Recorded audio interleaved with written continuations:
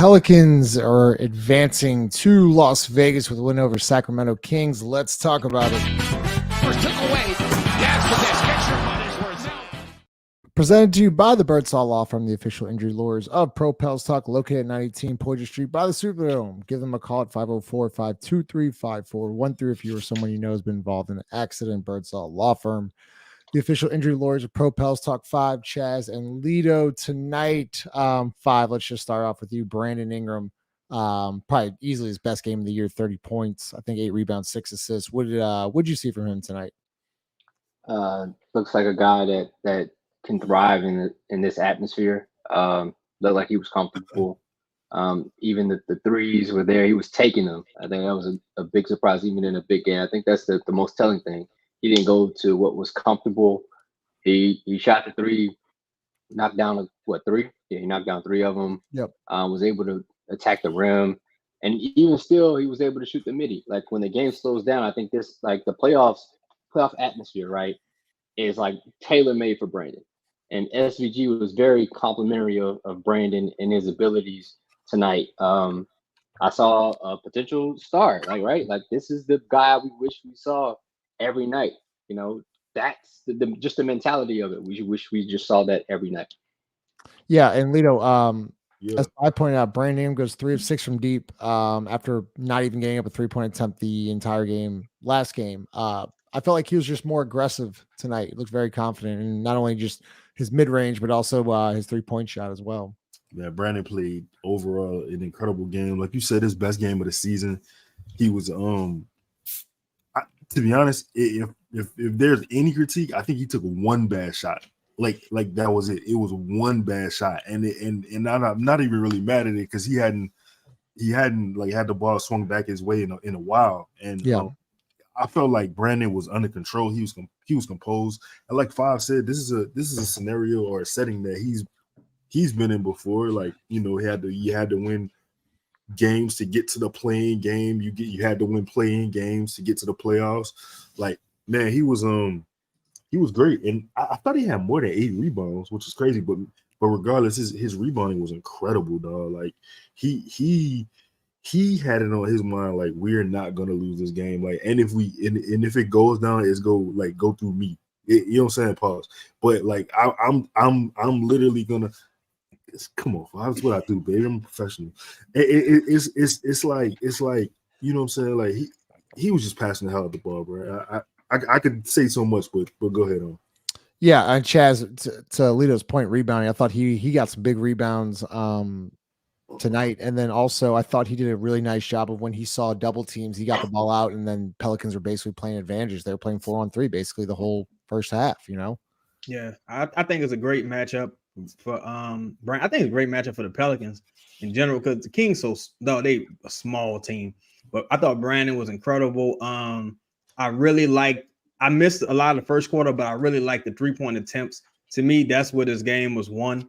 I think you balanced out the Matt game because the Kings, they decided they're going to live and die by the 3 until like Fox later in the game. But, you know, in the Pelicans, it's almost a polar opposite of what happened in Chicago. Pelicans got up their shots, knocked them down. And I think the greatest motivator for this game was that 500,000. Because I'm too slick. I've been black a long time. I'm too slick for this 500,000. But they'll wipe out your whole last name. So, great game by Brandon. And it's funny because I just said his best game was against Philly, so now I have to say this is his best game this season. Yeah, Chris, join the show obviously, but what did you see from Brandon tonight? We talked about his passing, his rebounding, his playmaking, sharing the basketball. What did you see from him tonight? He played like a king. I mean, it wasn't Sacramento, but you know, like it was his best game of the season. It was a playoff style performance. You know, Sacramento clearly decided that they were going to do whatever they had to surround Zion, especially when he had the ball around the perimeter. And if he caught the ball in the elbow, like the best Zion looks were going to come at the baseline, and even then, they were sending over help. So they were not going to allow Zion to get buckets in the half court.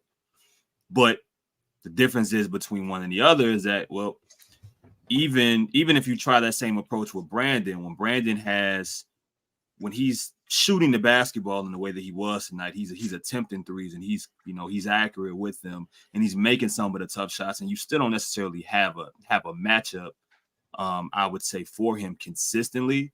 To where Keegan Murray, a second-year guy, is your best option for someone like that.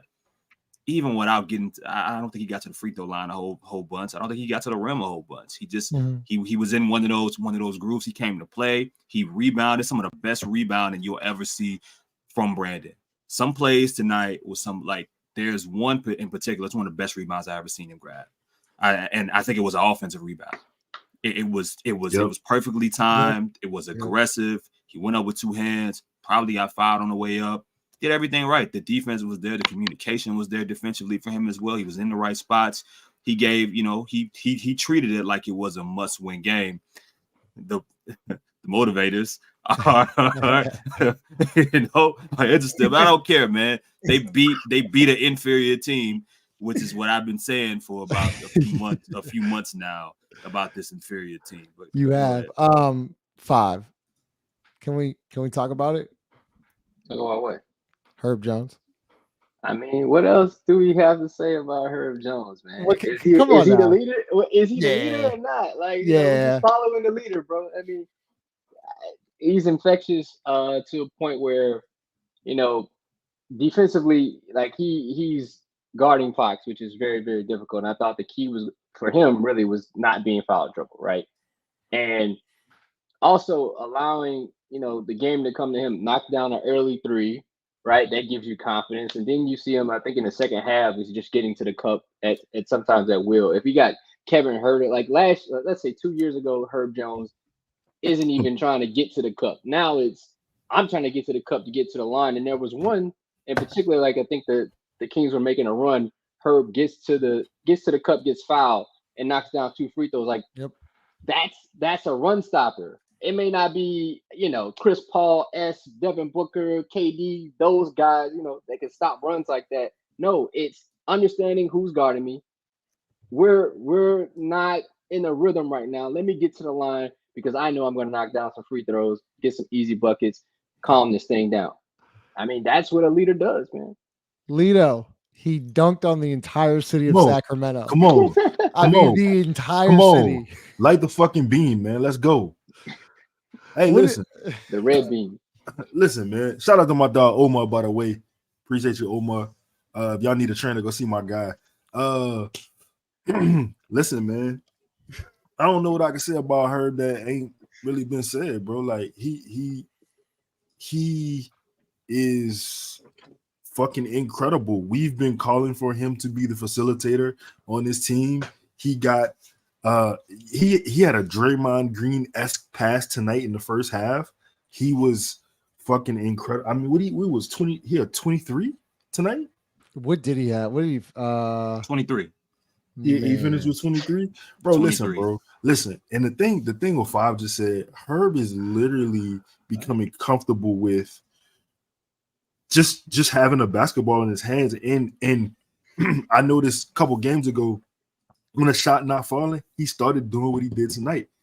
You know what I'm saying? He would up fake, he put the ball on the floor, and he'd go get a layup or he'd go get a foul. He all he really did in a way really was just simplify the game for himself. Like, he's not a shooter. He's never gonna shoot 40%. But if the shot is falling, he gonna keep shooting it. He was, I think, at one point tonight, he was 1 for 3 from 3. And after that, he started putting that bitch on the floor. Like, he was just like, I'm going for it. I'm going to get a layup. He was crashing the glass. I forgot. I think he had 6 rebounds and 6 assists. He had 5 rebounds and 5 assists. And I thought one of the biggest plays was, I think it was in the fourth quarter, they're making their run.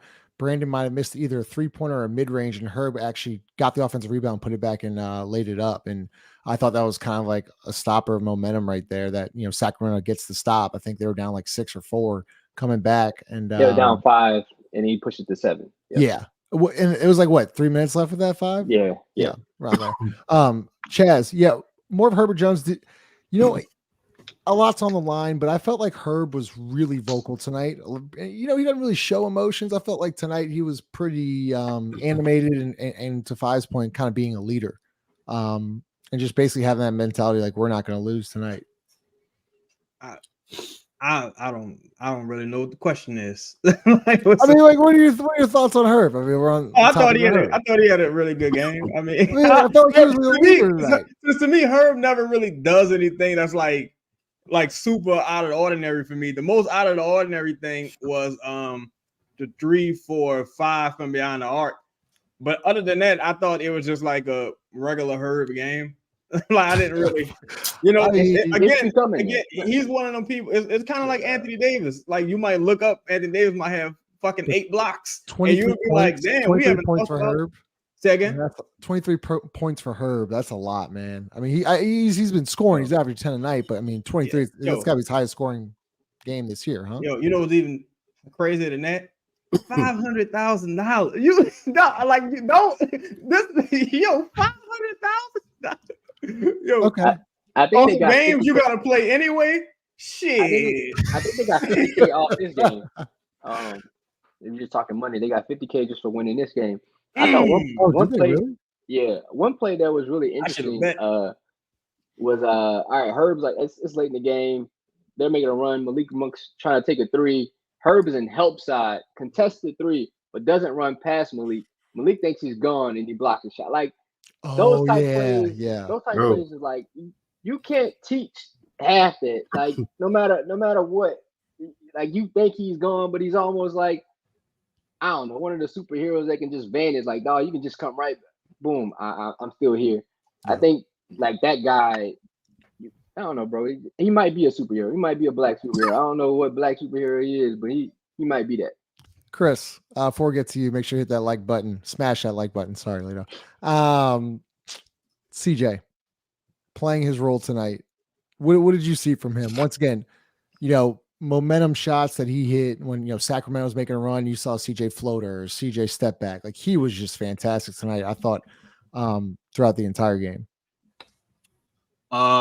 He played like the stabilizer that I think he's supposed to be when the team is healthy, right? I mean, there are nights and maybe certain matchups where CJ will be forced to do maybe more heavy lifting, but it got to a point to where the Pelicans just had too many weapons for Sacramento, or what Sacramento had available to have to deal with. They had to deal with dealing with living with a bad decision. And there were moments where, late in the fourth quarter, CJ maybe, he got back into, some of his dribbling bag, and, he probably, stopped the flow of the offense. But for a good majority part of that game, he was running offense, 1 dribble, 2 dribbles, taking the shot that was there, making the right play, running the flow of offense, passing up maybe shots that I wouldn't have been mad at him shooting to get the ball over to Jonas, just doing the veteran shit, right? I mean, and he played like a leader, and he did it, I think, on both sides of the floor. Anytime he was maxed up against Fox, I think he did a really solid job of guarding a guy like De'Aaron. For all the flack that we give CJ about what he can't do defensively, I think he did a solid job when he was, forced to be out there. Had some big rebounds, and when he didn't have rebounds in them smaller lineups, he had some.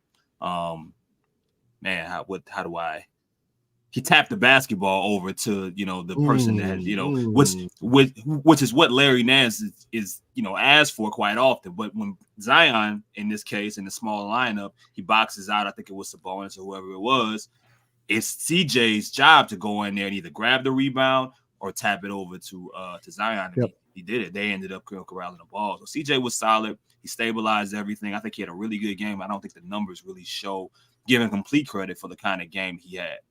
Yeah. 5, Lito and Chris talked about this at halftime. Well, what did you think of, I'm not necessarily saying Dyson Daniels over Jordan Hawkins, but what did you think of Jordan Hawkins getting a DNP tonight? I mean, this is a part of the good problems that I think this team will have if healthy, right? You got some tough decisions that you have to make. I wouldn't say that like this was like a Jordan Hawkins game. Now I would have loved to see him play, but I can see how he didn't get minutes. Like You're going to take minutes from Trey Murphy, maybe some of the Naji music, but Naji was playing well. Jose was playing well. So do you just take them off the floor? Like that, this is a part of the thing that you'll have to kind of go with, right? Like, I mean, Willie Green finally gets a healthy team, somewhat of a healthy team. Yep. Now you'll see what decisions he'll make. Hell, Jordan, if I'm him, like you kind of got to be lucky because you're like one of the first rookies to get run like this. Because in previous years, Cats wasn't getting run like this. They didn't play defense and they didn't do certain things. Now I think he can play, but I mean, this kind of follows the script that Willie Green kind of has. Yeah, I think Willie had a really you can pat, but I think Willie coached his ass off. Now I gotta I thought he had I want to give him some credit. I think him and that staff did a really good job, and Willie did a really good job of managing the game, which is, I think, in my opinion, for me, my biggest criticism is his ability to manage certain games and games like this. He did a really good job. I think. And one of the moves I actually liked was that when Zion was just bad in the fourth quarter, he actually sat him for an extended period of time and played Jonas. And Jonas, I thought was pretty good there down the stretch. Lito, what did you think of Trey tonight? Trey's man, he's gonna get a lot of money. Holy shit, he's good. He's just good. I mean, he was what I expect. He's what I expect him to be. He the real deal. 3 for 8 from 3. I think he had 16 points. He had 2 rebounds, which we talked about that, and he's got to be better at that. But overall, man, he was good. The only thing I didn't like was the hesitation on his threes. Like, I don't know why he started hesitating. Like, just shoot the ball, bro. Like, I don't care. The other thing too, I want him to screen for BI. It was a couple times tonight where I wanted Trey to be the screener. Thought it would have opened up more variance in the offense. But I mean, regardless, you win the game. But I think that's a wrinkle that they could add moving forward, because it's generally like either Jonas or Zion screening for BI. But if Trey were the screener, right, you bring in, I think I can't remember who was guarding Trey at the time, but you bring him on the BI's guy. BI it's a mismatch all around. They did that twice, Lito, when Trey screened for Zion tonight. They got both wide open looks. He just simply go screened it. Zion attacked, and they just left Trey Murphy wide open. I mean, he missed them both, but they're both like really good looks. Chaz, speaking of Zion, have you heard about the comments on TNT from Charles Barkley and what they said, that he looks out of shape and things like that? What did you think? What did you think of his just overall performance tonight? I missed a lot of the first quarter, but I mean, as far as him being out of shape, I think water's wet. Motherfucker ain't playing 10 months. Don't play 5-on-5 in the off season. I don't really. Charles ain't saying nothing he ain't said before. Yeah, coming from Charles Barkley, like MVP, this a different type of dude in his day. You gotta, I know the Shaq ain't say nothing, so I thought that was interesting, because Shaq is more like Zion, I guess, to Chris's point, But I thought overall it was all right. I didn't like I think I didn't like some of the defense in the first half from what I did see from the second quarter. Mm-hmm. I thought the defense in the second half was a lot better. One play in particular stood out. I thought it was he had a really, I don't know, some people could argue if it was bad or good. I thought it was bad. It was a bad take foul on Fox. 1-on-3 in transition. He took the foul. And so he had 3 fouls. So in the next play, he was scared to foul. So he let Fox just drive right past him, give up the layup. And I'm like, you probably shouldn't have taken that foul. But overall, as far as shooting, I would like to see more attempts. But again, I didn't really see how the game started. I don't know if they was like kind of phasing them out. They were pretty slow. It was pretty sluggish there. Like, they got down 14, right? Early in the first quarter. I think the Kings' largest lead was 14 there in the first quarter. I mean, yeah. Like Sacramento had 30 points like with 4 minutes left in the first quarter. 15. Nah, 15. One thing I did like 15, Chris. Damn. One thing I did like is the 2 3-point attempts. I really did like that, but damn, no free throws. He had to take one emergency one, but he did take one I think early in the first half. He had to take an emergency one on the second one. But Yeah, I mean, But he a basketball player, bro. You have to shoot him. Like you have to shoot him. At least 2. yeah, I just I don't know. I didn't like his. What'd you think of his activity tonight, Jarrett? I felt like he got off to a really slow start, and that just kind of phased him out. He woke up a little bit there in the third quarter, but like Willie went with Jonas for an extended period of time there in the fourth. Yeah, I mean, hell, it was good to see Willie just say, "All right, I'm gonna go with the high hand, no matter who the star is." Right. Yeah, I think they're always sluggish at the beginning. I didn't think they. To be honest, I thought this was about to be a blowout. When I saw that the first 5 minutes was no activity. If it wasn't for Jose and Naji, the trajectory of this game would be so different. I just didn't think they had it. And I think that kind of gave them somewhat of an energy boost, and they got back into the game. But that's the problem. Like, they don't go through Zion to start a game, right? That's never their MO. It's always a through Brandon or a CJ or I wouldn't even say Jonas at times, but it's never Zion. And I always thought that would be an issue because that's the guy that creates a ton of advantage. If you give him the ball first and he gets somebody in foul trouble, then again, the trajectory of the game changes. You're at an advantage at all times. But I think that's a big problem. Maybe he needs to get warmed up. Maybe he needs to get into the flow of a game. I don't know personally, but I think that needs to change. Hey, Lito, what do you think of this comment from Mont Dog? I don't understand why Zion doesn't shoot. He doesn't have a bad shot for him. He actually can naturally shoot. He's just stubborn and wants to play a certain way. What are your thoughts on that? Chris, you have some? I saw you. I want Justin to repeat the brother's name that asked the question. Mont Dog. Okay. All right. Go ahead. I mean, mind if I had to answer that question, bro? I'd be on the coaching staff. I don't know why he doesn't shoot. Like I feel like Willie has implemented certain things, and from day one in media days, saying he would play a certain way and other people would play a certain way. And you have Borrego now on the staff who has a lot of creativity and variance in his offense, and it kind of requires you to do certain things. I don't know, man. Like, I retweeted the thing yesterday of him taking like pull-up jumpers and turn around middies and understand, and that it looked like great shots all around. You cannot, again, same thing I said for Brandon yesterday, I'm gonna say for him today. You cannot have a game where one of your best players cannot or does not shoot a three-pointer. It is simply like he didn't have a good game today. I mean, his stats weren't great. He certainly didn't have a good game for my parlay. Like, if I'm gonna be honest, but he I think he had 6 rebounds tonight. Yeah, 6 rebounds, 6 assists. I mean, the passing was well. He had 3 steals.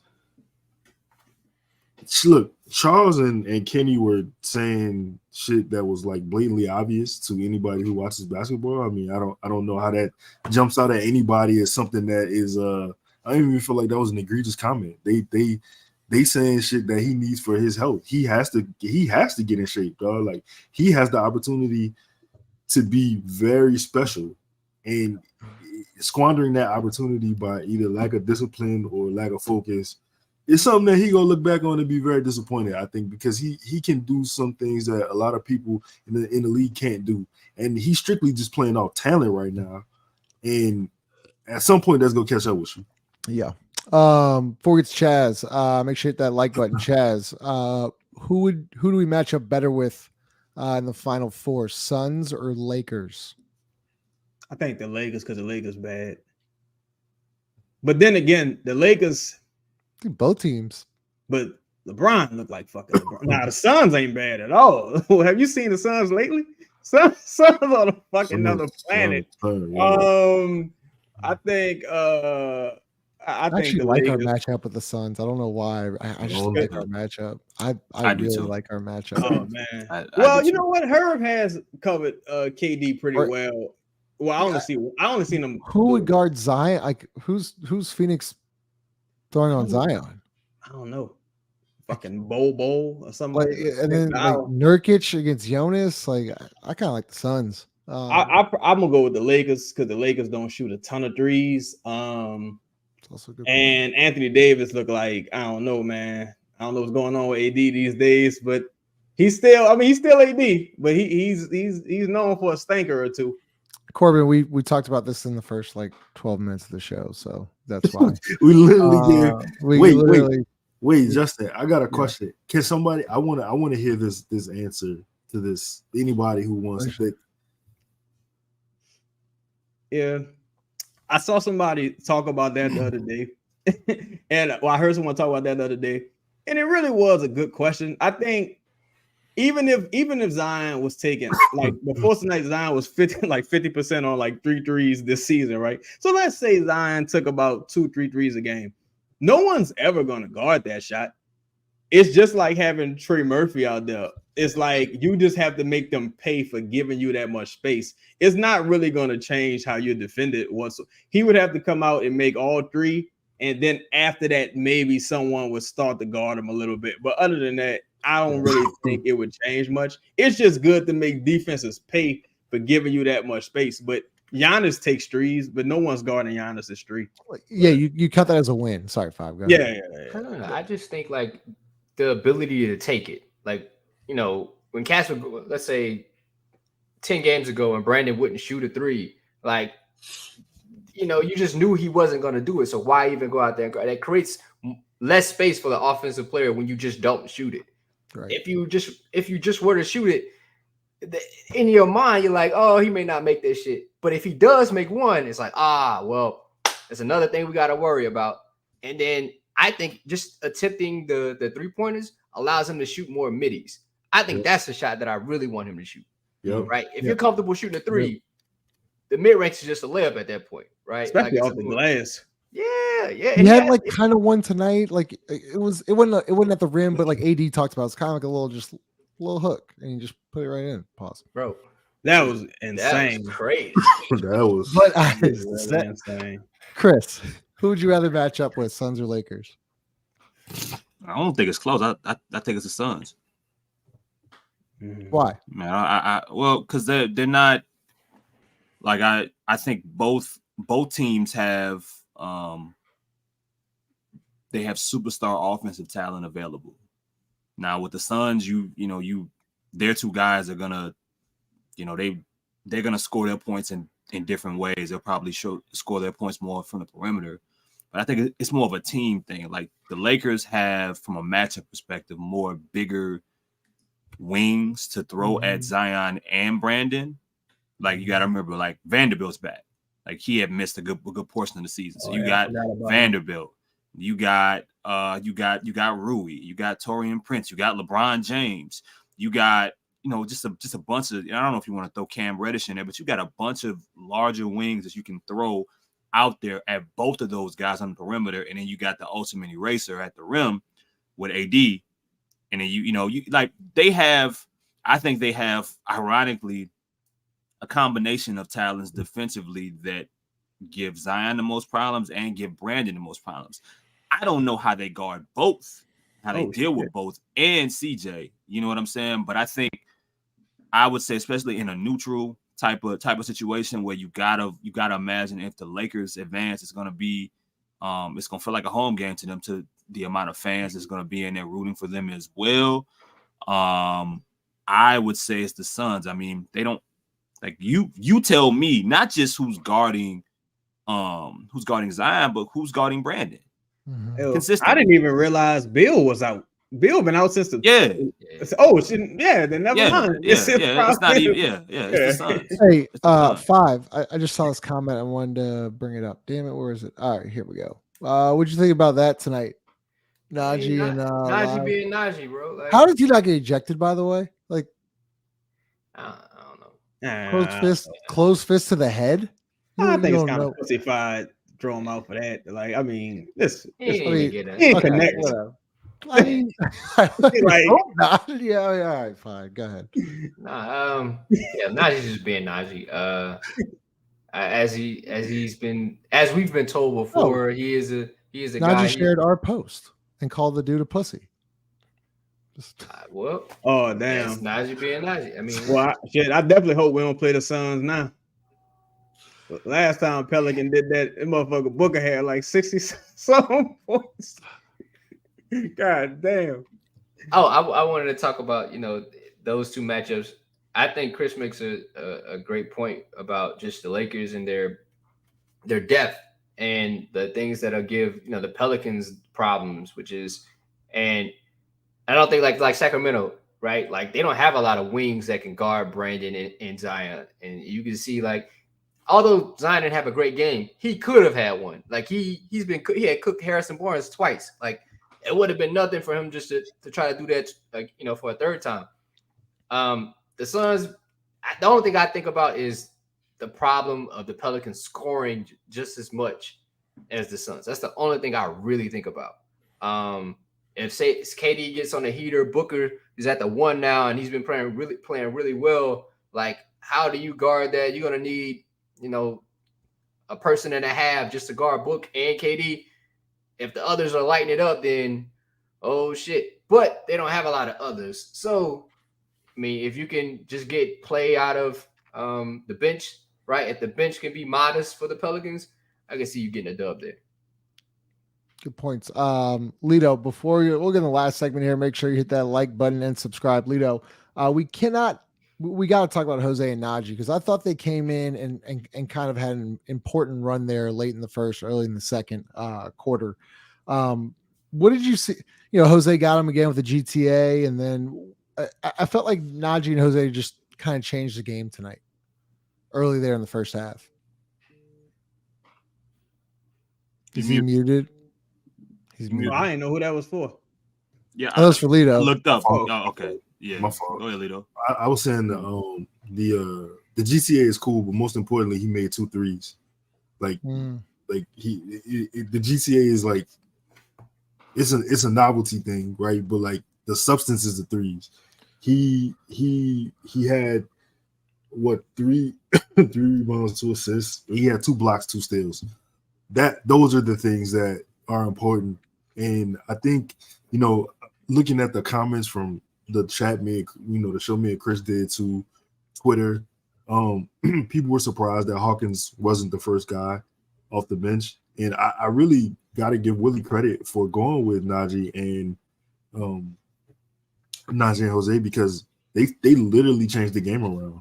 Like they literally injected energy and emotion into the game when we were really lax. There was no real swing of anything going on. You kind of were just at Sacramento's mercy, and then eventually you put Trey in the game and you turn the whole first quarter around. So just Chris, I was gonna add. Okay, go ahead. I actually have numbers in regards to those two being in the game and what it did to change things a little bit. Okay, go ahead. So Jose and Naji both were in the game, it looks like, at the 508 mark. 508 mark, the score was 26-13 at that point. By the time they both exited out of the game, the score was 43-37. There's the impact. Go ahead. I mean, shit. What more you need to hear? It's. I don't know if it's. I'm not gonna say it's matchup dependent, but it sometimes feels that way. But you have to know what matchups these guys can thrive in. I'm not saying like they should be the 6 men off the. I think it's also like the Pelicans have like this weird thing. They have like, I don't know if they're playing buddy basketball. I'm not gonna say that, but like they have like duos, like multiple duos. You can look at Dyson and Herb. You can look at Naji and Jose. You can look at Trey and Zion. You can look at CJ and Jonas. Like it's like these guys almost have like these dual-like connections with each other. Pause. On the court, and you like, yo, all right, you have to play to those strengths. You see what guys work well together. Let's put them out there on the court and run some action for those guys and allow them to play off each other and fill in the void around them. I think that's huge. That bodes well for a relationship. Like, yo, you want to be on the court with guys you kind of have a relationship that makes everything a little bit better. I think guys like Herb and Trey, they can kind of fit with everybody, right? They can pause again. They can play around everybody, right? Like, I think that's the beauty of this team. Figuring out who plays well at the same time. Yeah. Chaz, do you think Jordan Hawkins will get any run in either the Final Four and if they make it to the championship? Like, what situation would you need him in? Man, I just hate talking about this tournament like a real thing. I really do. It's so insulting to me. It's regular season games. Like, I just saw the Bulls game. So yes, I think Jordan Hawkins should get minutes. I do think you should invest heavily into your talented 14th pick. Like, it's just, yeah, you know, it's this shit here. I just hate when they do this type of stuff. Like, so I guess you're basically saying stunting his growth by just not playing him in these. Yeah. I mean, look, because he could benefit from these, high leverage games. Yeah. Listen, it's intense. It's playoff atmosphere. You would think you want to get your rookie out there to get him some experience. Like, I definitely see that kind of angle as well. Man, I don't look, go ahead. My bad, Chaz. Oh no. I was just gonna say, it depends on what the goal is. If you really after the 500, it's gonna be some situations where Jordan helps you probably more than one of the other guys. If you just trying to go with someone you totally trust, I would think Willie Green would probably just go with Jose. But overall, I watch every game. I just saw the Chicago game. I just saw the Spurs game. I just saw the game for that. And truthfully, I think this is stupid. I think it's fucking stupid. But I'm going to treat it because I look at it like a regular season game. Right. But if it was a playoff thing, I think Willie Green would trust Jose more regardless of if he should play Hawkins. But I would like to see Hawkins. Chris, to Dyson only getting 6 minutes tonight, were you surprised by that? No, I think him and Hawkins were in the same like kind of category, right? Like, Dyson's spectacular on one side of the floor and isn't good on the other, and Hawkins is spectacular or really good on one side of the floor and what he does well and isn't good at the other. So, I think it depends on what you need, like in a particular moment throughout a game. You know what I'm saying? Like, there's going to be times like if I'm playing the Lakers, Hawkins is going to be on the floor because they're coming out in larger lineups, and if you move the basketball, having these guys scramble without having a bunch of perimeter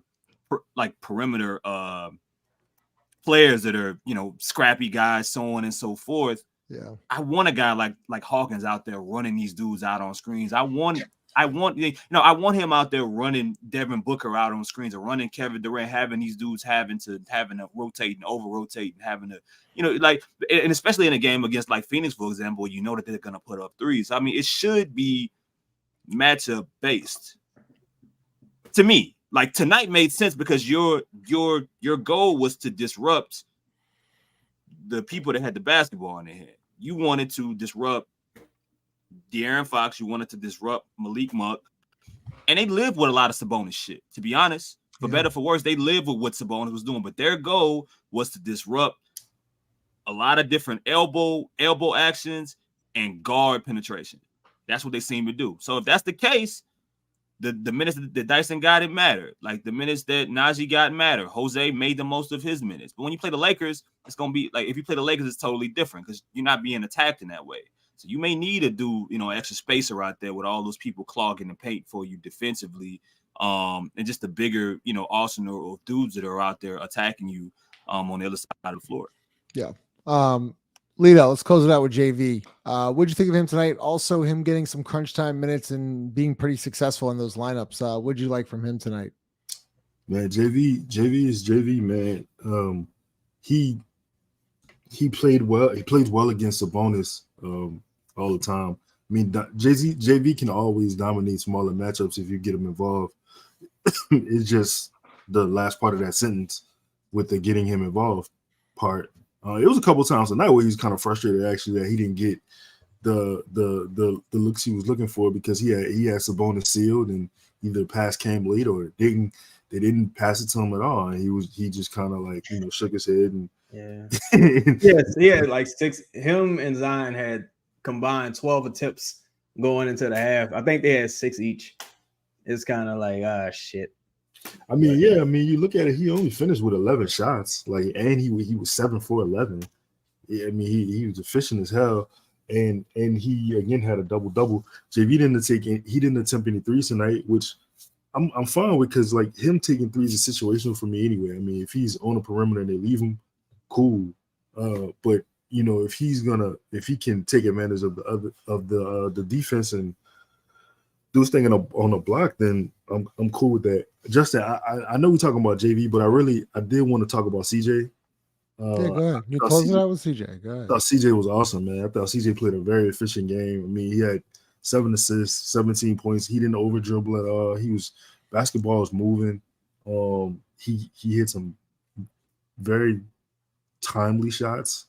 At one point, he had a run going where he hit a couple middies. He hit a 3. He hit a step back. He kind of kept us alive when we fell into this breakdown of ISO ball for whatever reason.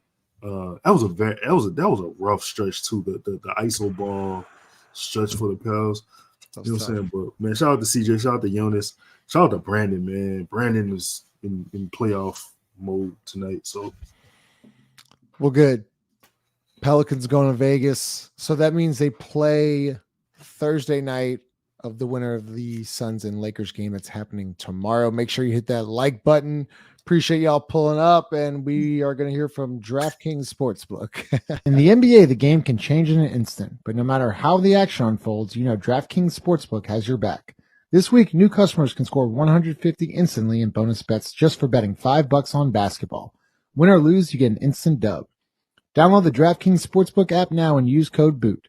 New customers can get $150 instantly in bonus bets for betting just $5 on basketball. Only on DraftKings Sportsbook with code BOOT. The crown is yours.